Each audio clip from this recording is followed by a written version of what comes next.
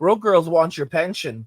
So a new article just dropped where titled, I ask men if they have a pension before I seriously date them. It's not because I care how much money they have.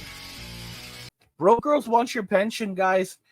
The world, the world, the world. So a new article just dropped that is discussing why more women are now asking men if they have a pension, how much money is in their pension. Watch to the end of the video to understand why women are now inquiring how much money men have in their pension, if they have a pension, and the implications that's going to have on dating and relationships going further, because this is just absolutely insane. So watch the end of the video to understand how this is going to affect women, men, and the future of society. Let's just go ahead and jump right into the article. So I asked men if they have a pension plan before I seriously date them. It's not because I care how much money they have. This is absolute BS. This is what men are now living with. And this was written by Nicola Prentice.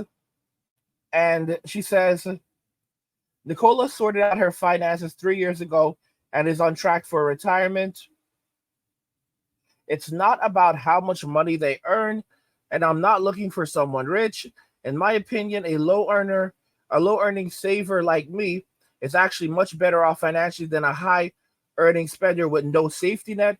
But I have to ask about pensions to really find out where our future is heading as a couple. This is crazy. This is absolutely crazy, y'all. One guy I dated had his own business and earned 4 times more than me. He kept offering to buy me flights to visit him, sent me expensive flowers, had a penchant for buying anything in the grocery store labeled finest. Big spenders make me uneasy because I don't enjoy extravagance and I'm happier living simply. But my fears were confirmed when I asked him the pension question. Keep in mind, guys, a pension is not always important. A pension is important, if you don't have anything else lined up, if you have a portfolio, because pensions don't exist for everyone anymore. Not everyone can have a pension. And I made a poll recently regarding the whole 401k thing. And I basically asked if the economy faces a massive downturn, 401ks will be, and then I had, safe or confiscated, and people put people basically said, most people put confiscated. It was like 60-70% of people said confiscated. There were also some people that said inaccessible. There were also some people that said worthless. So that's the reality of it. So those that this is a joke. And then another very important thing to understand about pension plans is that, for example, teacher pensions, they are completely underfunded. There's like hundreds of billions of dollars in funding for teacher pensions that has not been done by states, by the federal government. Those pensions are completely underfunded. What's happening with those pensions is that the teachers will just simply have to be given smaller amounts. They will never get their full pension. They will never actually collect everything from their pensions. They're lucky if they even get half. They'll get much lower benefits so after working for decades, they're not going to be able to collect their pensions, their full pensions. So a pension means very little at this point. The baby boomers, they were told to save for retirement. They were told not to depend on Social Security. They were told not to depend on pensions. They were told to save for retirement. Many of them didn't do that, and that's why so many baby boomers are now turning to their Gen X and millennial kids and asking them for money. Okay, asking them for money, asking them to move in, asking them to take care of them in old age. It's so sad. It's real pathetic, but that's the reality. Okay, so pension is a joke. It turned out that at 50, he had no emergency fund to call on, no pension, and no investments. Even more telling about how the balance of our future relationship would be was when he added, "I don't understand all this stuff, but I'm happy for you to manage it for me." So he doesn't have any pensions and no investments, but what does she actually mean by that? He seems to be clearly well off. So does he have a savings? That's a big factor. This guy could have $500,000 in savings. He could have $1,000,000 in savings, and he could be receiving something like 4.5 or 5% back on that savings, which would work out to like $50,000 a year. That's more valuable than a pension. That's way more valuable than a pen. These pensions are a joke, okay? They're an absolute joke. So if you have a large amount of money in the bank and you're just receiving getting a lot of interest from that, that's more valuable than a pension. She said no investments. But what does she mean by investments? There are different kinds of investments. Does he own real estate?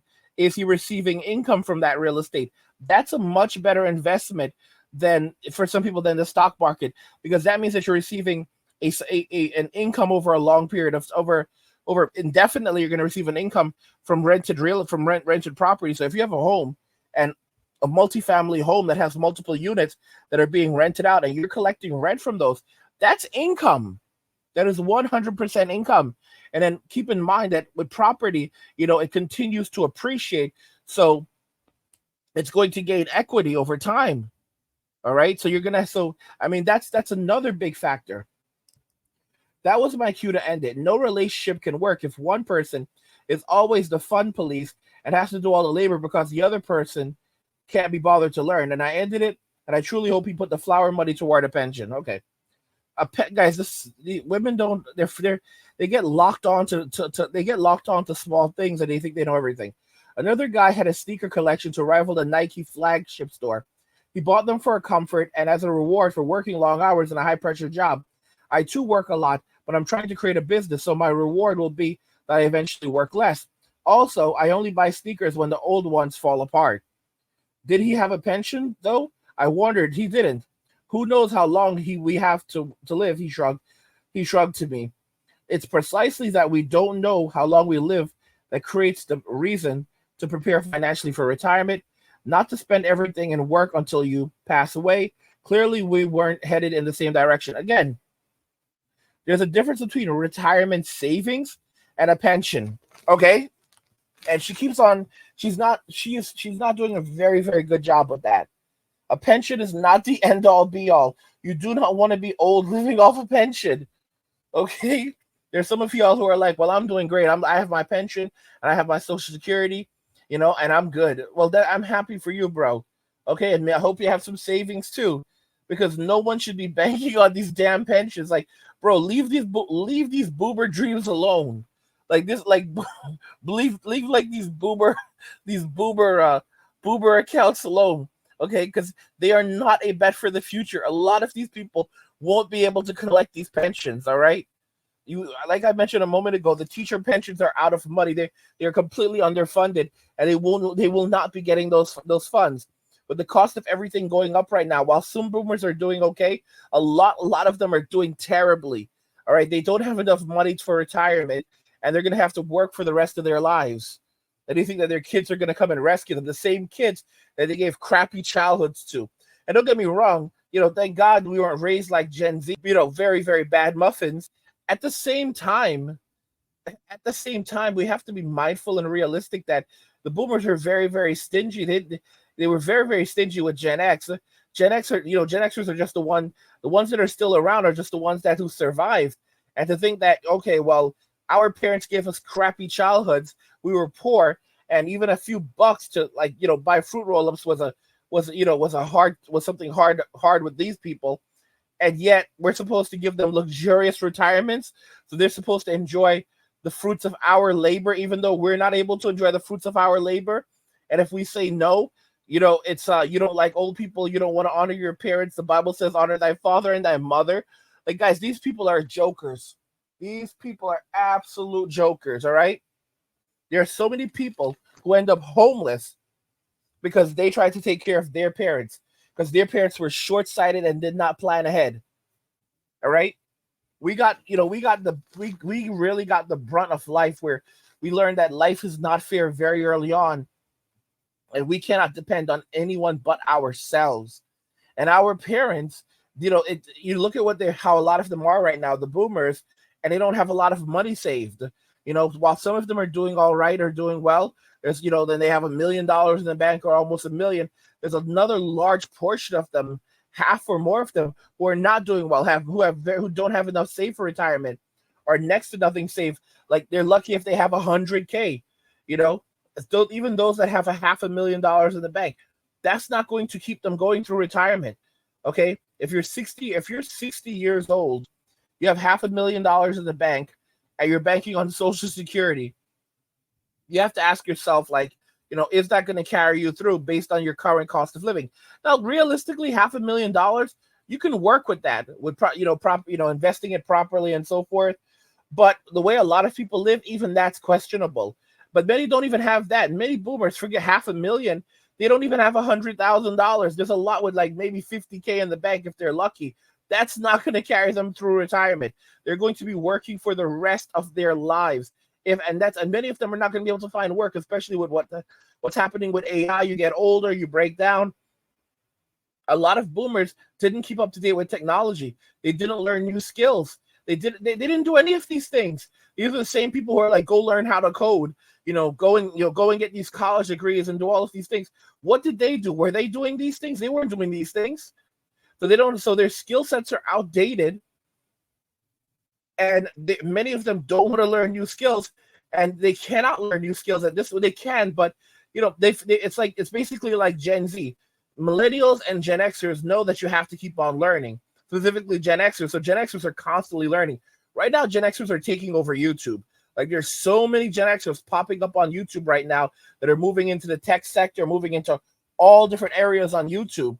And that's because these people, had to work hard. They knew life wasn't fair. So while everyone else is playing around and doing nonsense, Gen X is still grinding, still building, still advancing with technology, still moving forward. Gen X and older millennials and zennials. It's not a game. It's really not a game, and that's the reason why these are the survivors. But boomers, they had it so easy in life, and now they're gonna have hard lives. Like, there's a saying, you start life easy, you end life hard. You start life hard, you end life easy. And you look at how women, that saying often goes with, like, for a lot of women, where women are born rich and they leave the world poor, while men are born poor and they leave the world rich, because you get everything up front, and you never learn how to have to struggle and how to have to work through hardship. And don't get me wrong, I'm not saying that there are no boomers who did not pass through hardship and didn't have to work and struggle through things, but it's not the same. It really is not the same when it comes to other generations who have been grinding for decades and haven't made any headroads. This is despite getting things like college degrees and everything else. So the boomers have no empathy at all, and now they want people to come and rescue them. And now look at this: you have women who are like trying to go on dates and figure out, does a man have a pension so that she can get a piece of that? And let's be real, what she's looking for is a piece of his pension. Guys, it's a sad reality that we live in now. In the future, is that we're only going to see more and more people staying single, more and more men not getting married and having children. Don't forget that come 2020, 2030, 45% of all women between the ages of 25 and 44 will be childless and single. And that's not even counting all the single moms. When you include the single moms, you may have somewhere between 70 to 80% of all women being single in Western society. And that's going to result in extraordinary destitution, women living in poverty, shelters, encampments, because tent cities, because there's just not going to be enough temporary housing to go around. So that's what they're going to have to do. And men are not going to be supplementing their income anymore. And the government's going broke. The government cannot even pay the interest rates on its debts, let alone subsidize, like, millions or tens of millions of women who won't be able to pay rent or afford food. And men are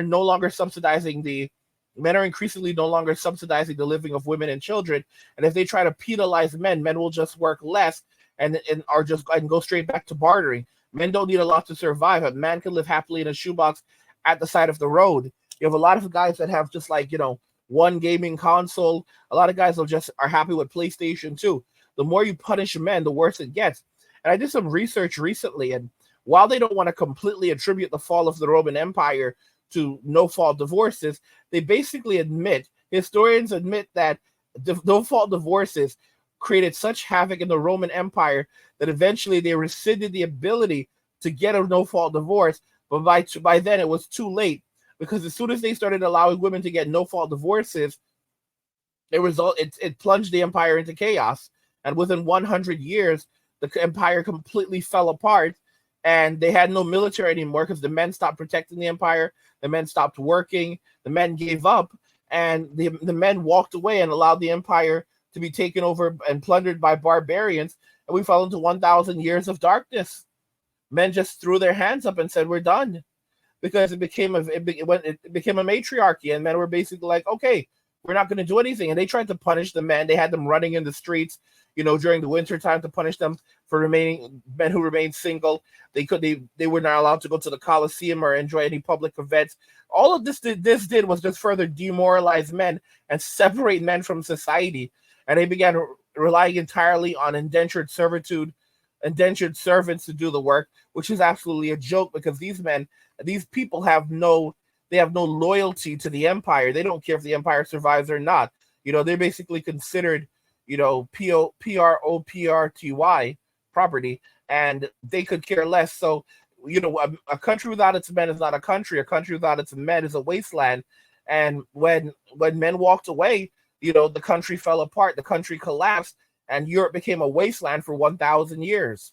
By the way, guys, if you're enjoying the content, consider checking out and subscribing to our newsletter for my personal thoughts, insights, and a free copy of my ebook, The Blueprint for Escaping the Rat Race. Click the link in the description to get your free copy. Guys, what do you think regarding all of this?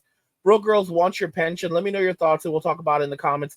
Like the video if you like it. Don't forget to subscribe, and if you like the video, share the video. And just remember that all roads lead to MWM and walking away, and cheers.